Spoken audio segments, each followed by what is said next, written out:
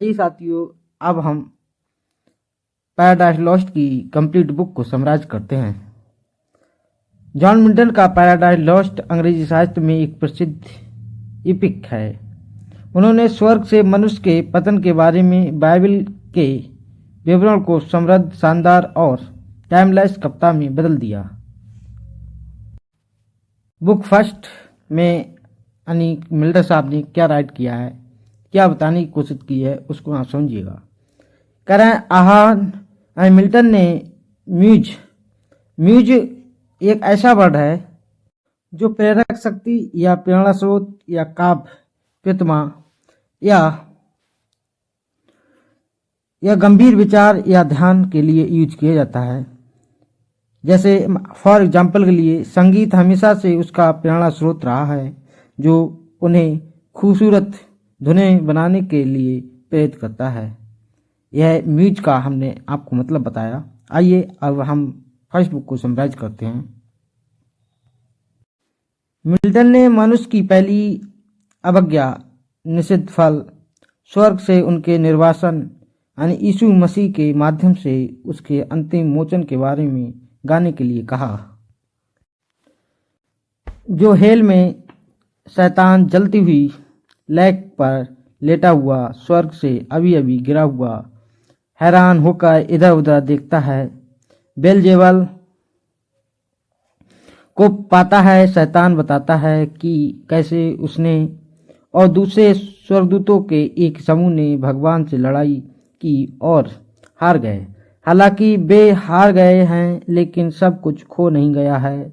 शैतान सुझाव देता है कि वह और बेलजेबल पास के मैदान में चले जाएं और सोचें कि गॉड के खिलाफ युद्ध कैसे करें, अपनी परिस्थितियों की भयावहता से कैसे निपटें और अपने नुकसान की भरपाई कैसे करें।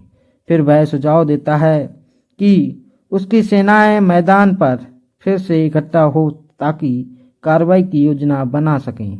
शैतान गिरे हुए स्वर्गदूतों को संबोधित करता है और उनसे कहता है कि अब उठो, वह हमेशा के लिए गिरे रहो। यानी जो एंजल्स जल्दी से उठते हैं और स्क्वाड्रन में इकट्ठा होते हैं। वे सभी दुखी दिखते हैं, हालांकि वे यह देखकर खुश होते हैं कि शैतान पूरी तरह से निराश नहीं है। शैतान एक स्पीच के साथ उनकी उम्मीद को फिर से जगाता है। एंजल बहादुर सैनिक हैं और कोई भी यह नहीं सोच सकता कि इतनी भयानक सेना कभी पराजित हो सकती है। चिंता मत करो, वह उनसे कहता है वे फिर से उठेंगे, लेकिन वे उसी तरह से गॉड से नहीं लड़ सकते। उन्हें इस बार धोखाधड़ी या छल का इस्तेमाल करना होगा। अंततः एंजल्स यानी जो स्वर्गदूतों ने एक महल बनाया और एक विशाल मंदिर जैसे संरचना जिसमें मूर्तियां सजी हुई थीं, जिसे पेंडेमोनियम नाम दिया गया। पतित स्वर्गदूत परिषद के लिए भवन में प्रवेश करते हैं। बुक सेकंड में शैतान अपने सिंहासन पर पेंडेमोनियम में बैठा है। वह एंजल्स को संबोधित करता है हुए कहता है कि उसे अभी भी स्वर्ग वापस पाने की उम्मीद है। वह कहता है कि अब उन्हें भगवान गॉड से लड़ने की सबसे प्रभावी तरीके के बारे में डिबेट करनी चाहिए। परामर्श शुरू हुआ और बहुत असहमति के बाद बेलजेबल के प्रस्ताव को प्राथमिकता दी गई। अब वह है कि गॉड एक न्यू वर्ल्ड का निर्माण कर रहे हैं। उन्हें उसकी जांच करनी चाहिए। शायद वे मानव जाति को नष्ट कर सके या उन्हें शैतान की पार्टी में बहका सकें। फॉलन एंजल्स बेलजेबल्स की योजना के पक्ष में मत मतदान करते हैं। शैतान कहता है कि वह न्यू वर्ल्ड की तलाश करेगा। शैतान हेल के द्वार की ओर बढ़ता है और पाता है कि वे बंद हैं और पाप और मृत्यु द्वारा सेफ हैं। शैतान उन्हें द्वार खोलने के लिए मना लेता है और शैतान अराजकता द्वारा निर्देशित नरक और हेल और हेवन के बीच की बड़ी खाई से गुजरता है। शैतान हेवन के पास पहुंचता है और वह एक सुनहरी जंजीर से हेवन से लटकी हुई न्यू दुनिया न्यू वर्ल्ड को देख सकता है। वह बदला लेने के लिए उसकी ओर बढ़ता है। थर्ड कुछ इन लाइनों से स्टार्ट होती है, समझिएगा। Can God inviting Christ to sit on the throne at his right hand. क्या परमेश्वर जो है यानी गॉड यानी मसीह को यानी जीसस मसीह को अपने दाहिने हाथ सिंहासन पर बैठने के लिए आमंत्रित कर रहा है। अब इसकी यानी हम समरी को समझिएगा थर्ड बुक की। कहना शैतान खुद पर संदेह करने लगता है। यानी हेवन में यानी गॉड अपने स्वर्गदूतों आदम और ईव और शैतान को देख रहा है। उसका बेटा जिसका नाम अभी तक यीशु नहीं रखा गया है उसके दाहिनी ओर बैठा है। वह शैतान को नई दुनिया की ओर आते हुए देखता है। गॉड अपने बेटे को शैतान की दुर्भावना के बारे में बताता है। वह अपने बेटे से कहता है कि शैतान मनुष्य को भ्रष्ट करने की अपनी योजना में सफल होगा, लेकिन हर किसी के पास एक विकल्प होता है। बिना विकल्प के आज्ञाकारिता निरर्थक है। गॉड जोर देते हैं कि पूर्व नियति मौजूद नहीं है। सभी अपनी पसंद से गिरते हैं। क्योंकि जो मैनकाइंड को धोखा दिया गया था, इसलिए उसे किसी समय अनुग्रह मिलेगा। शैतान को कुछ नहीं मिलेगा। गॉड भविष्यवाणी करते हैं कि मैनकाइंड को अंततः एक उद्धारकर्ता द्वारा बचाया जाएगा, जो उनको पापों के लिए मर जाएगा। बेटा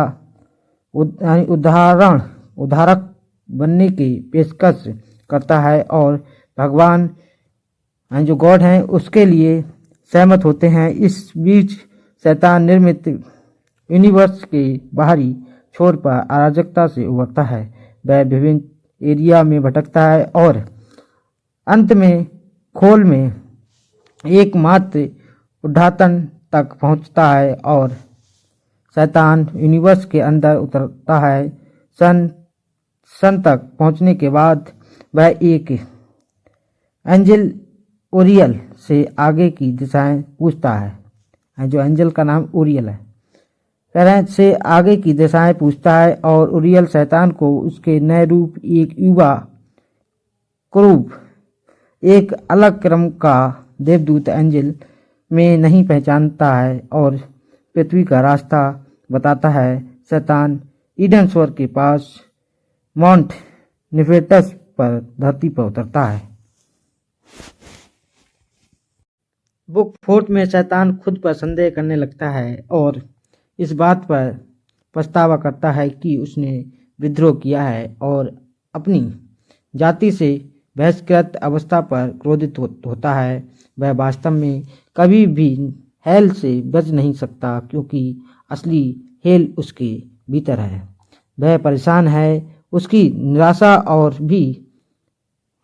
भी बदतर होती जा रही है। हालांकि वह जल्द ही खुद पर नियंत्रण पा लेगा और खुद को बुराई में शामिल कर लेता है। फिर वह एडम और ईव को सुंदर और भव्य हेवन में देखता है। वह सुनता है कि वे ज्ञान के यानी जो नॉलेज ट्री के निश्चित फल के बारे में क्या कहते हैं। वह देखता है कि वह मनुष्य को गॉड की अवज्ञा करने के लिए कैसे लुभा सकता है। रात होने पर वह एक सपने में ईव को लुभाने की कोशिश करता है। वह बीच उरियल आर्खेल ग्रेबियल से मिलता है और उसे सूचित करता है कि निर्वाचित स्वर्ग दूतों में से एक स्वर्ग में उतरा हो सकता है। ग्रेबियल मनुष्य की रक्षा करने के लिए ईडन में उतरता है। शैतान को ईव को लुभाते हुए पाता है और उसे चुनौती देता है कि शैतान लड़ाई के लिए तैयार होता है, लेकिन बाद में उसे पता चलता है कि वह संख्या में कम है और इसलिए वह स्वर्ग से भाग जाता है। Adam and ewe in the garden of paradise. स्वर्ग के बगीचे में एडम और ईव। बुक 5। अगली सुबह ईव ने एडम को अपना परेशान करने वाला सपना बताया। भगवान ने उन्हें दया से देखा और आर्खेल राफेल को अपने पास बुलाया। उन्होंने राफेल को एडम को उसके लिए आने वाले खतरों के बारे में बताने का निर्देश दिया। जब राफेल हेवन में आता है तो दंपति उसका गर्मजोशी से स्वागत करते हैं। भोजन के बाद ईव वहां से चली जाती है और राफेल को एडम से बात करने की अनुमति देती है। राफेल कहता है कि मनुष्य अपनी ईश्वर प्रदत्त तर्क करने की क्षमता के कारण पृथ्वी पर सर्वोच्च प्राणी है और एडम हमेशा ईश्वर की आज्ञाकारिता चुनने की चेतावनी देता है। एडम को आश्चर्य होता है कि ईश्वर जो गॉड द्वारा बनाया गया कोई भी क्रिएचर अवज्ञाकारी कैसे हो सकता है, लेकिन राफेल समझता है कि एडम को पूर्णता लेकिन परिवर्तनशील के रूप में बनाया गया था, जिसे अपनी पूर्णता को बनाए रखने की शक्ति के साथ साथ इसे खोने की शक्ति भी दी गई थी। एडम और अधिक जानना चाहता है और पूछता है कि अवज्ञा सबसे पहले स्वर्ग में कैसे आई। जवाब देने के लिए राफेल शैतान के पतन की कहानी बताता है। राफेल बताते हैं कि जब स्वर्ग में शांति थी तब उसे देवदूत ईश्वर के आज्ञाकारी थे। एक दिन पिता ने उन्हें बताया कि उन्होंने एक पुत्र को जन्म दिया है जब उनके दाहिनी हाथ से शासन करेगा, जबकि ईश्वर की घोषणा से अधिकांश एंजल प्रसन्न हुए। उनमें से एक क्रोधित हो गया।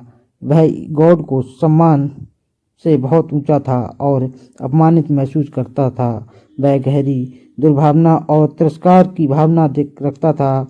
पुत्र से ईर्ष्या करते हुए उसने स्वर्ग के अन्य 1/3 एंजल्स को अपने साथ शामिल होने के लिए राजी कर लिया। उसे क्रोधित एंजल्स ने अपना स्वर्गीय नाम खो दिया और जब उसे शैतान कहा जाता है।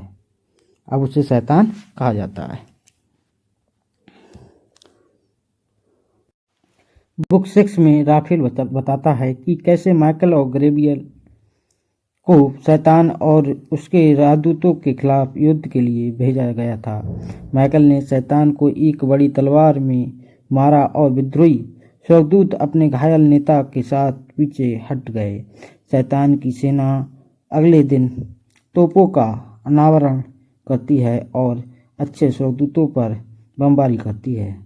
अच्छे एंजल पहाड़ उठाते हैं और विद्रोही एंजल्स को और उनके तोपखाने को दफनाने के लिए उन्हें युद्ध के मैदान में ले जाते हैं। रात हो जाती है और गॉड तय करते हैं कि तीसरे दिन कोई लड़ाई नहीं होगी और युद्ध अब समाप्त होना चाहिए। अगले दिन वह अपने बेटे को भेजता है जो एक बड़े रथ पर दुश्मन की पंक्तियों के बीच से गुजरता है और उन्हें युद्ध के मैदान से खदेड़ देता है।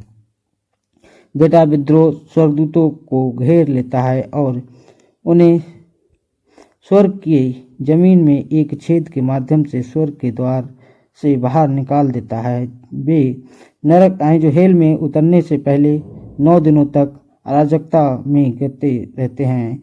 राफेल एडम को चेतावनी देता है कि शैतान मानव जाति के खिलाफ साजिश रच रहा है। शैतान बदला लेने के लिए उन्हें भगवान गॉड की प्यारी रचना को कलंकित करने के लिए, पाप करने के लिए मजबूर करना चाहता है। राफेल आगे कहते हैं कि शैतान यह भी चाहता है कि दूसरे लोग भी भगवान गॉड के खिलाफ विद्रोह करें और इसी तरह की पीड़ा झेलें और भाग गए। बुक 7 में एडम राफेल से पूछता है कि वह मनुष्य कैसे बना, कैसे और क्यों अर्थ बनाई गई।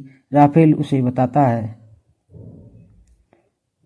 कि शैतान के पतन के बाद गॉड ने देखा कि हेवन ने अपनी आधी आबादी खो दी है। गॉड स्वर्ग हेवन को एक ऐसे प्राणी से आबाद करने का फैसला करते हैं जो स्वतंत्र इच्छा के साथ उनकी महिमा में अपना रास्ता बना सके। राफेल कहते हैं कि गॉड ने पृथ्वी बनाने के लिए बेटे को अराजकता से भेजा।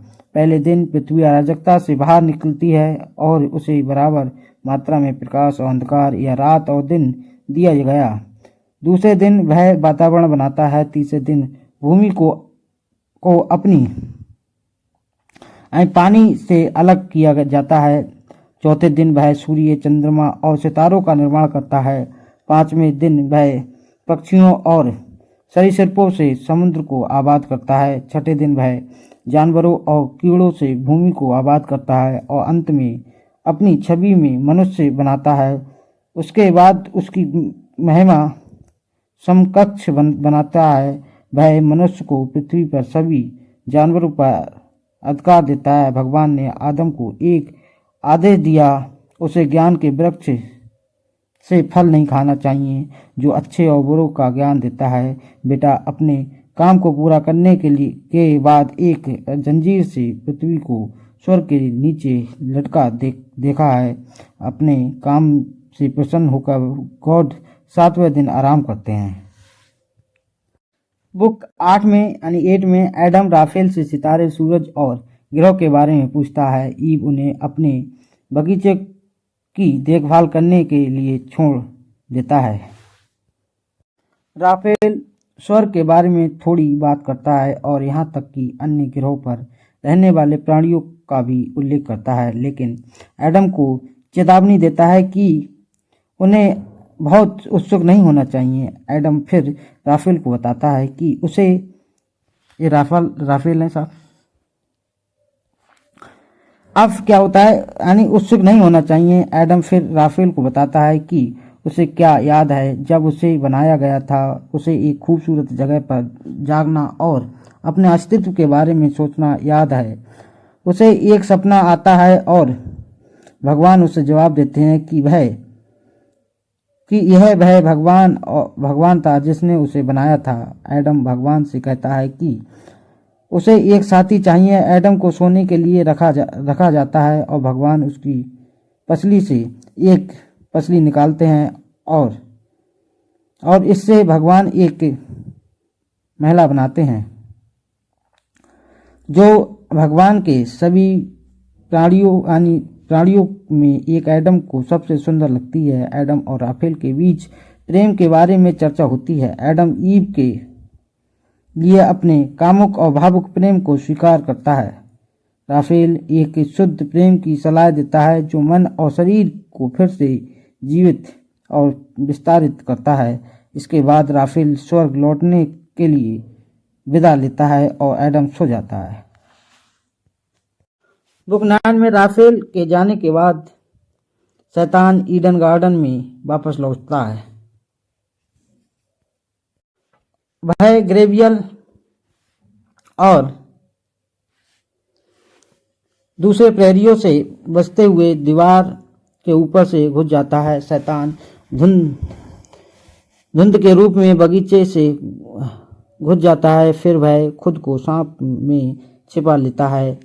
सुबह होती है और एडम और ईव ईडन गार्डन की देखभाल करने निकल पड़ते हैं। ईव सुझाव देती है कि वे अलग हो जाएं और काम को बांट लें ताकि ज़्यादा से ज़्यादा काम हो सके। वे अपने बगीचे में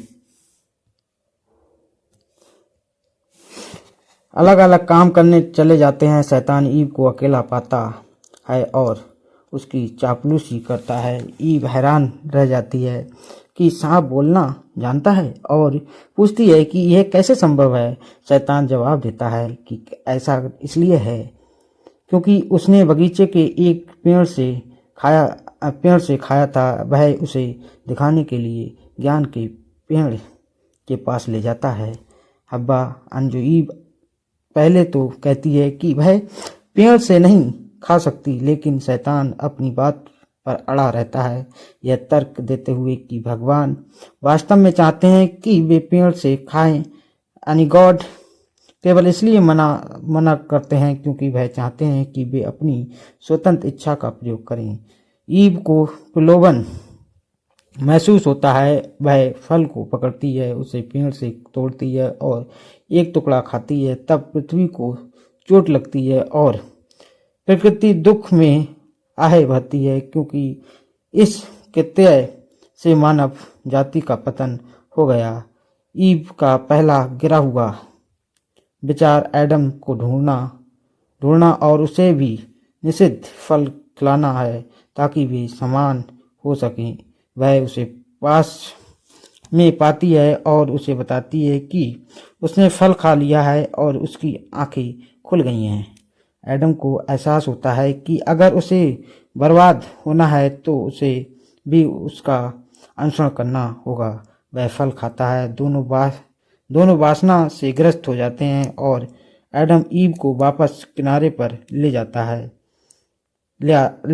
जहां वे पहली बार एक साथ लेटे थे।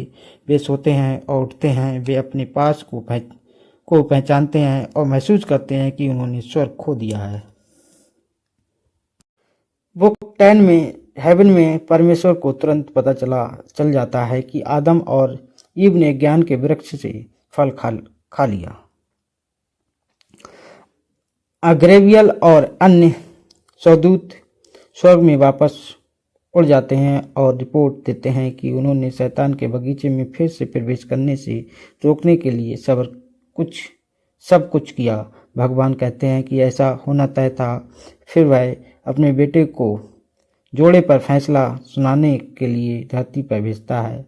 ईडन में जो ईडन गार्डन था, बेटा एडम को बुलाता है जो ईव के साथ शर्मिंदा होकर सामने आता है। वे अपनी नग्नता को शर्मिंदा है। बेटा उनसे पूछता है कि क्या उन्होंने पेड़ से खाया है। एडम ने इस स्वीकार किया कि ईव ने उसे खाने के लिए फल दिया और ईव ने उसे लेने के लिए राजी करने के लिए सांप का दोषी ठहराया। फिर बेटा सांप को श्राप देता है, कहता है कि वह उसके पेट पर चलेगा। फिर वह एडम और ईव को दंडित करता है। वह ईव से कहता है कि प्रसव पीड़ादायक होगा और इसे अपने पति के अधीन रहना होगा। एडम के लिए जमीन पहले जितनी उपजाऊ नहीं होगी। फिर वह स्वर्ग में अपने पिता के पास लौटने से पहले उनके लिए कपड़े बनाता है। शैतान की सफलता से प्रेरित होकर नरक के द्वार पर पाप और मृत्यु नरक से पृथ्वी तक एक पुल का निर्माण करते हैं ताकि मानव जाति को अधिक आसानी से नरक में लाया जा सके और पाप, मृत्यु और शैतान अधिक आसानी से पृथ्वी पर आक्रमण कर सके। शैतान नरक में लौटता है और पाप और मृत्यु को पृथ्वी पर शासन करने के लिए भेजता है। मृत्यु सभी जीवित चीजों को भ्रष्ट कर देगी जिससे वे मर जाएंगे और पाप मानव जाति के विचारों और कर्मों को भ्रष्ट कर देगा। शैतान वापस नरक में चला जाता है जहां उसके अनुयायी उसकी वापसी का बेसब्री से इंतजार कर रहे थे। शैतान उनसे पेंडेमोनियम से बात करता है, उन्हें अपनी जीत के बारे में बताता है। हालांकि वे कुछ नहीं होते जैसा कि उसने उम्मीद की थी। उसके बजाय वे फुफकारते हैं। शैतान को लगता है कि वह एक विशाल सांप में बदल गया है और वह खुद उनके साथ फुसकारना होता है। फुसकारता है। शैतान के साथ साथ सभी गिरे हुए एंजल सांपों में बदल गए हैं। हेल में पेड़ों का एक झुरमुट दिखाई देता है जिसके फल सांपों के काटने की कोशिश करते हैं ही राख में बदल जाते हैं और पाप और मृत्यु पृथ्वी पर आते हैं और अपना काम शुरू करते हैं। स्वर्ग में गॉड अपने एंजल्स से कहते हैं कि वह पाप और मृत्यु को न्याय के दिन तक पृथ्वी पर रहने देंगे। उसके बाद उन्हें हेल में वापस लौटना होगा और हमेशा के लिए शैतान और दूसरे शैतानों के साथ बंद रहना होगा। भगवान एंजल्स को पृथ्वी के धुरी को झुकाने के लिए भेजते हैं ताकि अब इस पर मौसम हो। अब मनुष्य पृथ्वी के साथ काम करने के बजाय उसके खिलाफ लड़ेगा। एडम इस परिवर्तन में विलाप करता है।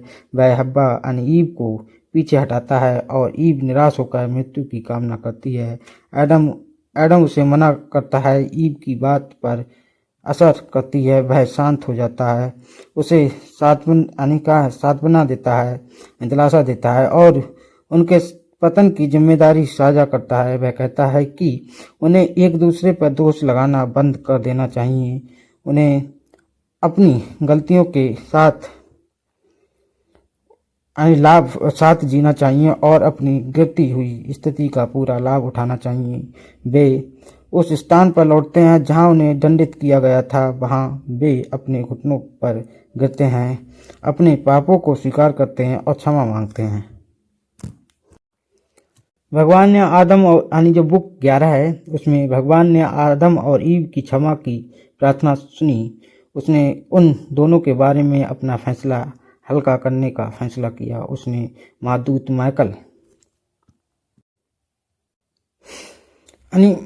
को धरती पर जाने और आदम और ईव को स्वर्ग से बाहर निकालने का आदेश दिया। अब वे अशुद्ध होने के कारण शुद्ध स्थान पर नहीं रह सकते, लेकिन एक अच्छा और नैतिक जीवन जीने के माध्यम से वे अपनी मृत्यु के बाद भगवान के साथ फिर से मिल सकते हैं। उनके लिए खबर को आसान बनाने के लिए भगवान ने माइकल को आदम और मानव जाति के भविष्य में आने वाली चीज़ों का दर्शन दिखाने की अनुमति दी। एडम और ईव जागते हैं और एडम कहता है कि शायद सब कुछ खो नहीं गया। माइकल एडम के पास आता है और उससे कहता है कि उसे और ईव को ईडन छोड़ना पड़ेगा, जो गार्डन था। ईडन जो ईडन के खाने पर दुखी होता है, लेकिन ज़्यादातर इसलिए क्योंकि वह गॉड से दूर हो जाएगा।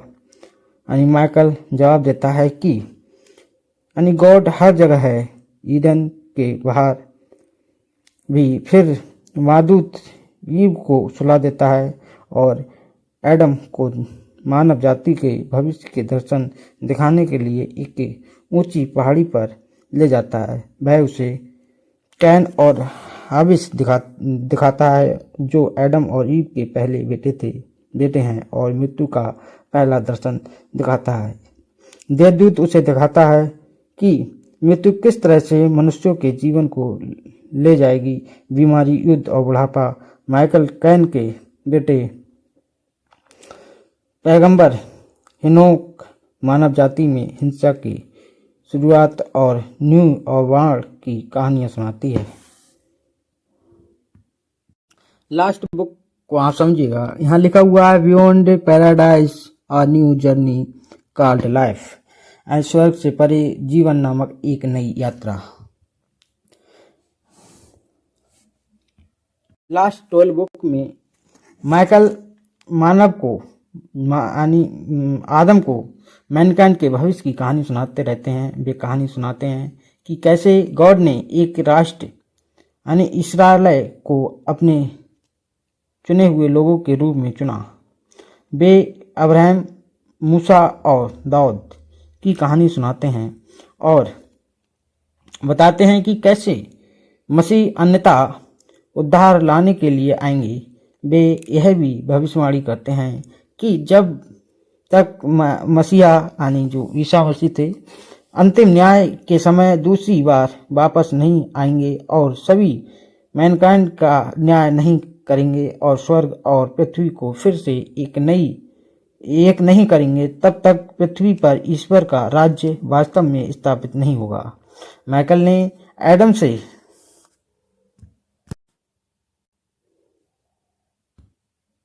अब जो एडम होता है इसको देखिएगा, यानी माइकल ने एडम से कहा कि जो ज्ञान उसे दिया गया है उसमें कर्म भी जोड़ा, सुदृढ़ धैर्य, संयम और प्रेम भी जोड़ा, तब तुम इस स्वर को छोड़ने नहीं कतराओगे, बल्कि अपने भीतर एक स्वर्ग पाओगे जो कहीं ज्यादा खुशनुमा होगा। इसके बाद माइकल आदम और हब्बा यानी जो ईव दोनों का हाथ पकड़कर उन्हें स्वर्ग से बाहर ले जाता है। साथियों, ये 12 बुक का समराइज हमने आपको करा। हो सकता है कि आपको कहीं कुछ दिक्कत आई हो, तो साथियों थोड़ा बहुत ठीक है मैनेज कर लेना, और ऐसे ही ठीक है अपने प्यार को बनाए रखने के लिए आपके लिए हम बहुत ही आभार व्यक्त करते हैं। नेक्स्ट वीडियो में हम इससे बचे हुई कुछ और यानी शैली, क्रिएशन, एक और कुछ पॉइंट हैं, कुछ टॉपिक हैं, उनको बताएंगे।